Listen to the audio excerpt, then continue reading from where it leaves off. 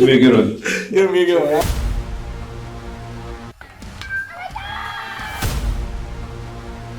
Definitely a different type of process. Cut down or freeze up. Being a coach's son. Jackson, of course, they keep retooling. One stone to face, a hit by pitch. Oh my goodness.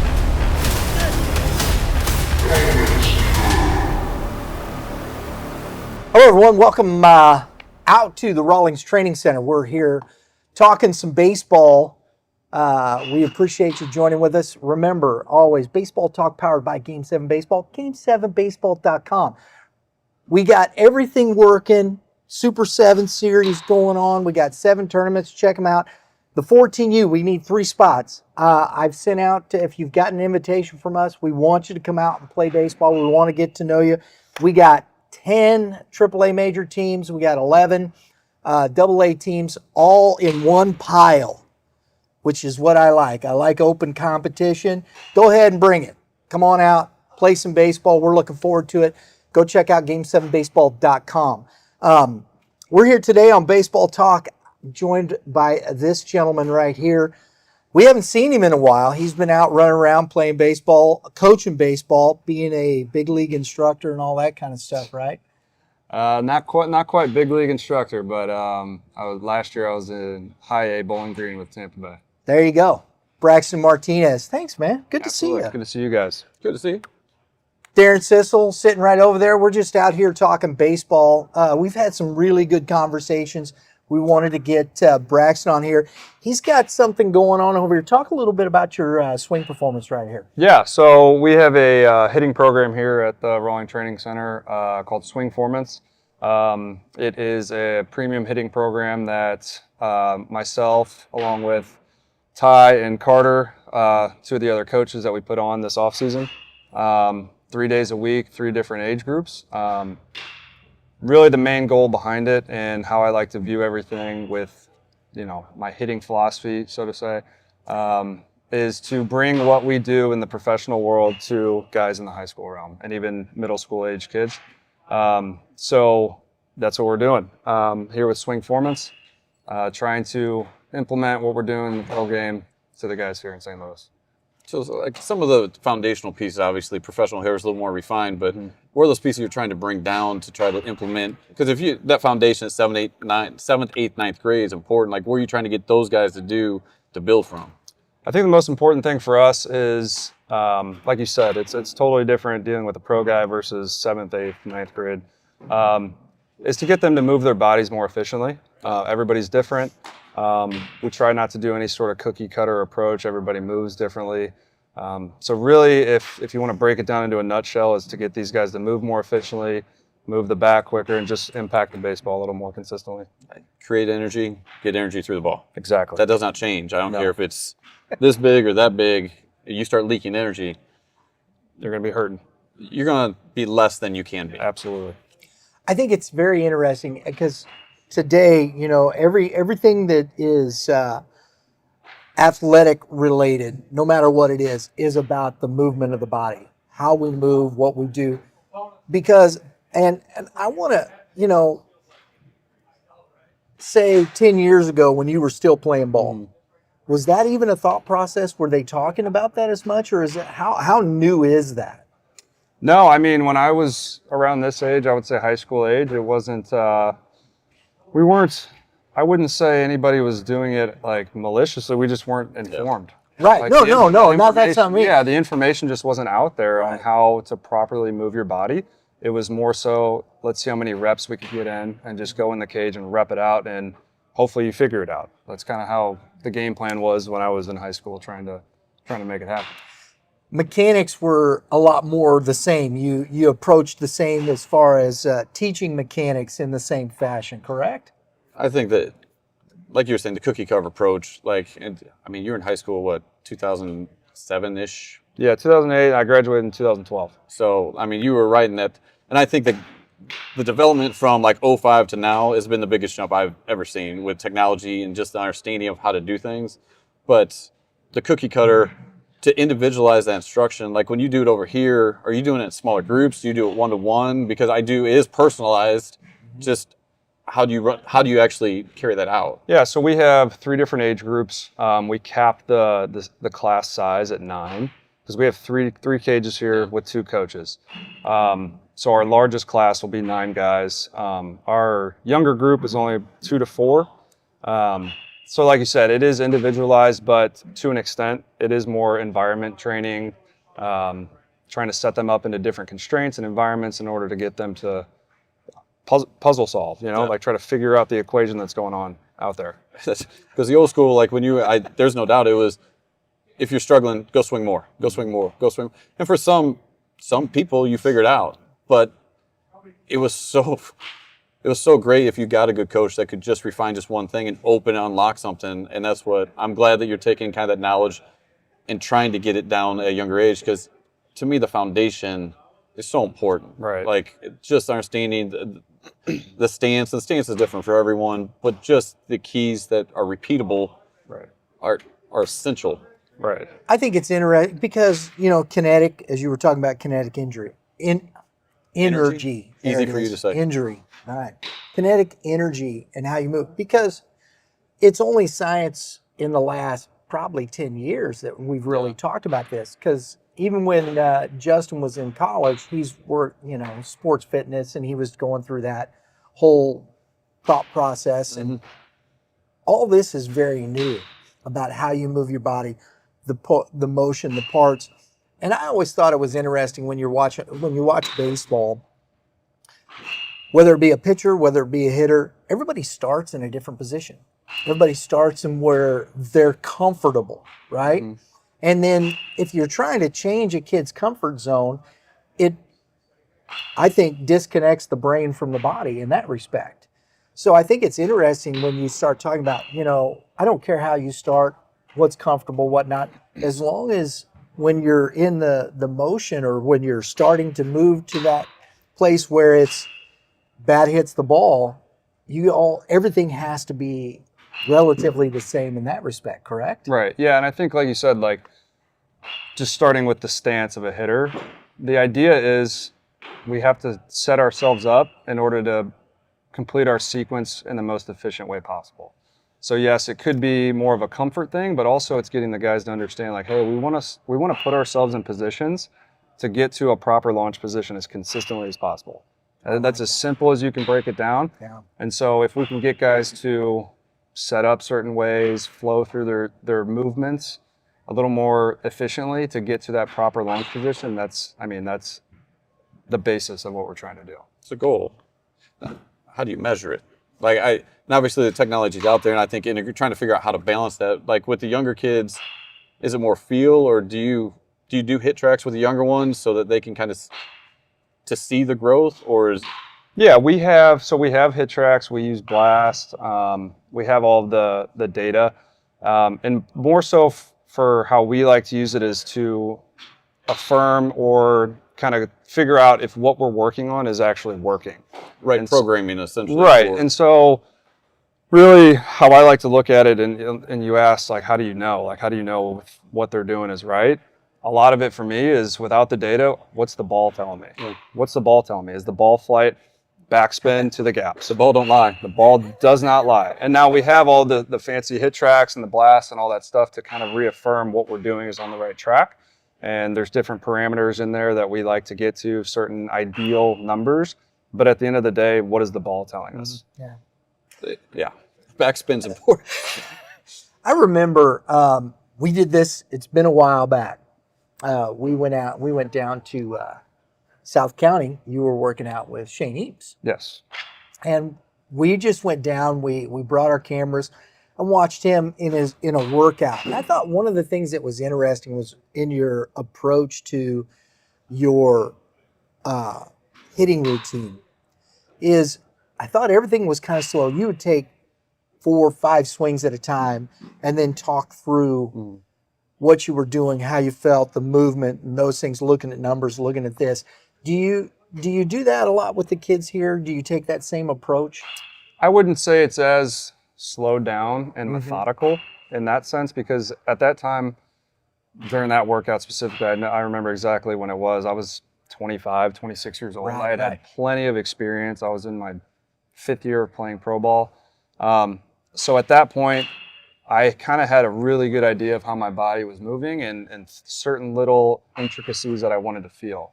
Now, we will slow it down. It isn't just rep it out in here, but it is more of getting these guys to try to get to a point where they can start to feel what their swing is. Because as we all know, they're not really sure. Yeah. And it takes repping it out in the cages and trying different things, trying different environments for them to unlock something that hopefully down the road, as I always tell these guys, my job and our other coach's job is to get them to be their own best hitting coach. Absolutely. And then for us to do that, we got to rep it out and talk and get the feels and what feels good, what doesn't feel good. So then down the road, they know like, hey, this works for me and this doesn't. Yeah, they don't understand their swing because, like we were talking Spiker, but he comes in here and works with Leo. Then Leo comes to me. Terminology is different. Approach might be different. Like they're going to be some consistent aspects of it, but they have to understand what they need to do. And then whatever coach they go to, be like, hey, I'm leaking the front side. I'm whatever it is to take to the next coach, so they can at least keep them accountable to those things. So I love that you said that. Them understand themselves is huge because you ain't going to be with them in the spring. Right. And I'm not going to be with them in the summer. Right. And another thing too, like one of our big goals with Swingformance is to get them to just understand the concepts of the swing. Yeah. And now it's not, hey, because we talk about what an efficient load looks like or an efficient forward move looks like, that doesn't mean, hey, you have to check these boxes. It's just for us to help them understand the concept so that way when they do see other coaches, they do see other, private instructors, whatever it may be, there's that they have the concepts in their mind. So then when that instructor or coach starts talking, they're not totally bewildered by any sort of verbiage. And there should be, to me, it safeguards them from we know there are some instructors that don't know what they're talking about. There's some coaches that don't know what they're talking Absolutely. about. So if they have a firm foundation from a guy that coached at the professional level, and all of a sudden this other coach is saying, hey, stand on your head and swing, and it might be time to move forward to another instructor. And we've seen there are some coaches, not all coaches are equal. Right. And that's what I think. Like you said, it helps them from getting taken. Because there are people out there that are, like you said, don't know what they're talking about, and they will take advantage of people that aren't aware that they don't know what they're talking about. And that's, if you're out there looking for an instructor, look at the credentials. Right. Guys that play the professional level typically have had the instruction that is, not that they're able to communicate it, but they're aware of what's needed to have an efficient swing. Absolutely. Whether they could do it or not. And I think that's the other key right there, what you said, communication. Because, and I understand, you have a guy that's played the major league, but being able to communicate that and bring a player into that understanding of relationship. Mm-hmm. How do you relate that? If a kid can't feel his body, how do you help him get to that point? How do you get a kid to feel? I think that's a big challenge. When you're teaching hitting, it's like we know what it feels like to do certain things, but to get them in the right position so they can feel that. Yeah. To me, that's always a challenge. Yes. Like they're going to have to feel it, and then once they feel it once, it's like that. Repeat.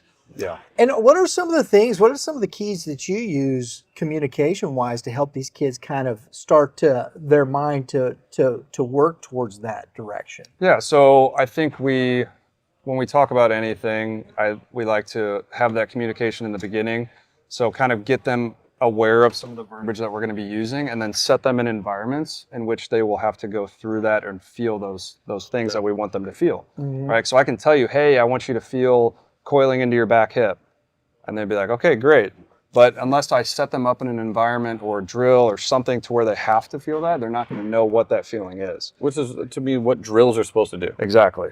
And it doesn't have to be anything where it's like, and I harp on this all the time when we're going through things that we're trying to feel. I don't care where the ball's going. I'm never expecting any sort of perfection here. I want you to feel things, and then we'll figure out where the ball goes after that. Then we'll get to that point. I love that point, because most of the time, even in a drill, working, the kids are looking for the glory, rather than just focusing on, and that's why the disconnection between the brain and the body, because your focus is on the baseball rather than your body. Right. And I feel like sometimes that's where we get lost in hitting training is, hey, our goal here is to feel our back hip coil, yet we're only focused on where the ball is going.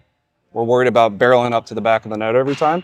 So what we try to tell them is like, hey, let's keep the main thing the main thing. So if the main thing right now is for us to feel our hands moving in a certain way, let's only focus on that. Yeah. And don't worry about where the ball goes. And obviously that's a lot easier for us to say, but it's getting them to be comfortable in their eyes, failing at hitting the ball hard, but also making huge strides in feeling different things. To me, it's comfort in the process.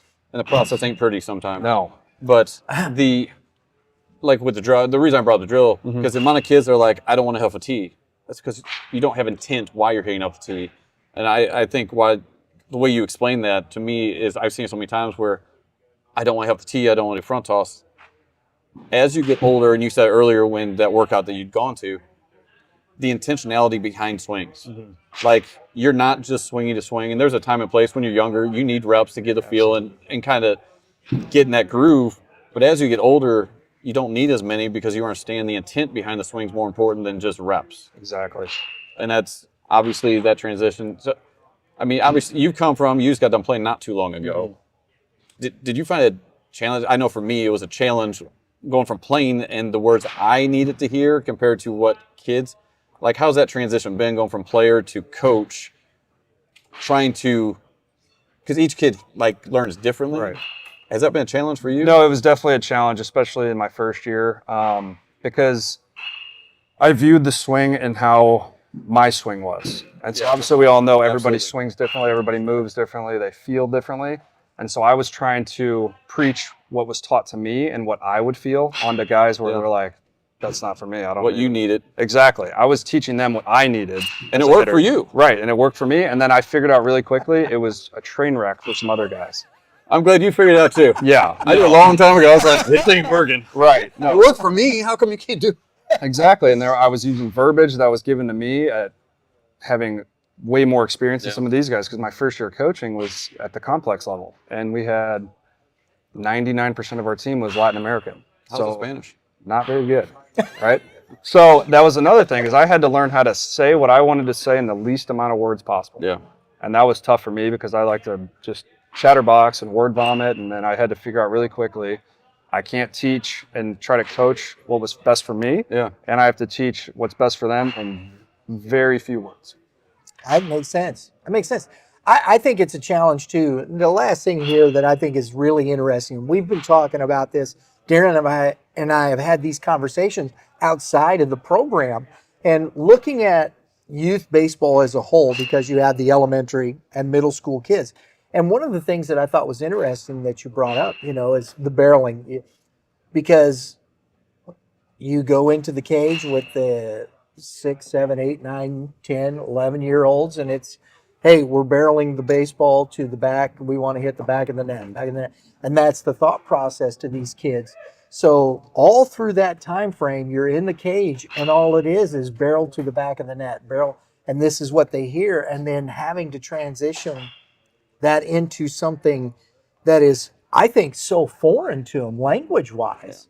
That's got to be a great challenge. And I think something maybe we got to look towards moving down a little bit with the instruction with the kids. Yeah, no, and we don't, like, with Swingformance specifically, we have some 12, 13, 14-year-olds. And for me, my goal for them is to keep a lot of the cueing external. So, like, hey, we're more so, like, trying to hit targets. We're trying to think about swinging hard. And what I try to do at this age is like sneak in, like, hey, what did you feel there? Mm-hmm. And they might say, I don't know. And I'll like throw a little hint, like, hey, did you feel like you were in the ground a little more there? Oh, yeah. Yeah, I did. Or, hey, did you feel like your barrel was turning a little better there? Yeah, I did. And just like slowly slip in those ideas. Because as you get older, obviously we can get a little more internal. We're more aware of our body. We're more aware of different body parts even. And at that age, they have no idea. So like I try to keep it as external as possible, but slowly slip in like little internal cues just to see like over time if they start picking it up. And eventually when they get to that high school age, it's not a complete foreign subject. No, that's raising the awareness is what you're trying to do. Yes. I mean, awareness precedes change, so they have to be there. The one thing I think has changed substantially with hitting is the mental side. You can do all the physical side you want, but if someone's struggling mentally, and I haven't even thought about like at that age, are you trying to teach any of the mental foundational pieces, like how to reset, how to confidence. Like, without confidence, you're not going to hit. Right. I think it was actually funny. We had a 13-year-old in here last night, and what I noticed with younger guys nowadays is they take it very seriously. Yeah. It's at a young age. It's personal. Very personal. They got to get the rankings out. He gets done with a round, and he's smashed like 5 balls. Yeah. And he comes out and he's like fighting not to smile. Yeah. And I was like, hey, man, you better smile after Celebrate. that. And he's like, he started laughing, and I was like, listen, man, if you keep playing and you keep climbing the ranks, the smileable moments are going to come far less. So enjoy it when you can. I even tell our pro guys, like, they hit a home run and they're like trying to act like, you know, all serious. And I'm like, dude, you just hit a home run in professional baseball. It's really hard. You're allowed to smile. You better. You can have fun. Because it's going to suck. I understand, like, it becomes a job one day. Right. But Right. it's still a game. Not today. Not today. So, like, for me, it's tapping in and just making sure that they're aware that, yes, we're trying to be serious here, but we're also trying to have as much fun as possible. Because as we all know, this game will beat you down into oblivion. Yes. And the last thing we want to do is get beaten to oblivion in the cages before the season even starts. So as you go up, Yes. that talent gap shrinks and the mental side becomes so important that when you have those moments to celebrate, You better do it. you better enjoy it because it might be 2 weeks before you get another one. Exactly. And I think that's the tough part. The mental side to us was more go rep it. That's how you got confidence. And now there are a lot of other tools that you can use. Yes. And especially at professional level, are you having to teach that side of it more? So we're pretty fortunate with Tampa. We actually have a mental performance department. And that's been beneficial a long time ago. Yeah, exactly. And at every affiliate, there's a mental performance coach. And that's their job, is specifically to work with the coaches in all the other departments and to be hands-on with the players from the mental side. That's awesome. So actually with Swingformance, at the end of, actually mid-February, one of our mental performance coaches is going to hop on a call and kind of talk to all of our guys and kind of give them a little bit of what we do in the professional ranks and kind of bring it here with these guys. Yeah, because that's the whole other part. You know, now, because in baseball, and it's starting to filter down. The physical movement, the body movement, how the body moves is now the mental performance coaches and those things. It's starting to filter down even into the high school and even in middle schools. It should. I mean, it really, you can train the physical all you want and you can be physically talented, but the game is hard. Very. And I mean, I know you said your organization does it. That's not unique. Like, that's a pretty standard thing at this point. I know the Diamondbacks are doing every day, and that's what I see the benefit at that level. But high school players, to me, the pressure they're under is different than when you were playing, when I was playing, because the recruiting and everything else, like, I have to perform. As soon as you say have to, that's a pressure generating word that. And that's a tough thing, you know, even, you know, you've gone through those experiences and then to the professional level, you know, and you're putting these kids in these places. You have to get everything working together because you want the external pressure not to be there. You want to be able to focus on what you're doing, correct? Yeah, no, and I mean, I think we all can agree on this. We've seen plenty of guys who had big league talent that never made it, and it was all on the mental side. And you see guys that do make it who maybe aren't as talented, but they're rock solid up top. Yes. And it doesn't just happen. Now, some guys it does, but for the most part, it's consistent, diligent work on the mental side as well as the physical side, like you were saying. And that was something that it was either you had or you didn't. Yes. Like 20 years ago. And the guys that had it, they did well, but the guys that didn't, it was like, well, too bad. And now there are tools you can use, and there's resources, there's some great books and different things. Is there a book that you guys recommend, or is there something that you read maybe that you're like, man, this helped me? Like the Inner Game of Tennis is one I read long ago that it was embrace the process. Like the external cues, what you're saying back, like that's, to me, it reminded me of that book. Yeah. No, I mean, for me personally, I'm a big Ryan Holiday fan. Yeah, and he talks about stoicism and just, you know, finding peace, not just in baseball, but just in your life in general. So anything by Ryan Holiday, I recommend. And that helped me. The way is awesome. Yeah, stillness is the key was a big one for me when I played, and it was just all about, as the title says, keeping everything as still as possible, because this game will speed you up, and that is not what we want. No, but you can control. Yes. Control the controllables is another one. I mean, you're going back to Dorfman and some of those, but I mean, controlling the controllables, to me, that foundational piece of the mental side, like that's the one thing that if I go back to And I try teaching the kids, guys, if you can just understand, you can control how you perceive the game. You can control the internal, your attitude, and all. Take advantage of what you can control. Absolutely. And just keeping a routine. A very simple, not just a routine when you get to the field and you're doing your hitting routine or your fielding routine, but like your daily routine. If you can keep a daily consistent routine, for me, what I've seen from other players and myself included, that is usually when you're going to be at your best, because if your routine's in check, then you're not worried about other factors that are coming into play. Everything's going to be a little less stressful. Look, if you're listening, this is a professional guy telling you this. This isn't just. Yeah. I mean, I played professionally. I've gone through it. You've gone through it. And as a coach, routine's important. These books are like the resources. Find them. If you want to get better, just please listen. Because and it boils down to the body follows the mind. And if your mind is whacked, It's cluttered and sped up. you're in trouble. You just are in trouble. So being consistent, I love that. Because these are things and cues that I've used all my whole life, professionally, in business and things. Consistency breeds success. Yeah. So if you can be consistent, you've got your body following the mind and not the opposite. Right. Then you're going to be that. Those are two basic principles. I don't care how you get there, whatever works, and those types of things. Find those things that work for you, but those are the basic principles that set you in motion. And what I've seen, basis. and what I've seen is when I talk, like I was just talking about the routine. Mm-hmm. When guys have a solid routine, they stick to it every single day. If you have a bad game, you're not going to rush back and be like, oh, well, I didn't do X, Y, Z today. And then you start panicking and freaking out about what you were doing throughout the day. It's like, I did my routine. I checked off all my boxes I need to check off. It just was not my day. And that's a lot easier to flip to the next day, especially when you get to the pro level. You're playing 6 days a week. You have a consistent routine. You stick to it. You don't stray away from it. The hard days on the field become a lot less stressful because you know you have your routine to fall back on. You have the knowns out of the way. So do you teach or do you encourage like an on-deck routine for your hitters at the professional level? Absolutely. When you get in the box as a routine? Like when you say routine, you're talking about basically anything that's... You can break it down to anything. So like the way I look at it is like when a guy shows up to the field, so I'll just... Joe Smith, whoever that is, right? He gets to the field. The first thing he does is go see the trainer, gets his rehab done, takes care of his body, gets into the cage, does his routine there, does his activation, does all of his drill work, then when the game rolls around, goes through the scouting report. And the routine for me in game starts before the first pitch is even thrown. We all know that. But sometimes the game speeds up on you, and before you know it, you're the guy scrambling to grab your batting gloves and run to the on-deck circle. So this guy is prepared in the hole, on deck. They have their own routine, whatever that is, whether it's deep breathing, visualization, timing.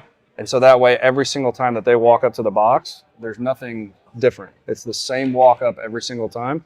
And from what I've seen, and I think all of us have seen that, guys, with that consistent preparation for their at-bats or if they're on the mound, whatever that is, those are the guys that can kind of ride the wave. Yeah. Like there's not huge dips and peaks and valleys and all that stuff. It's funny because you see at the professional level, they show in the dugout, guys are coming in. You got the guy that's coming up to bat, guys on deck, guys in the hole, and then the number 4 guy got his helmet on and his gloves.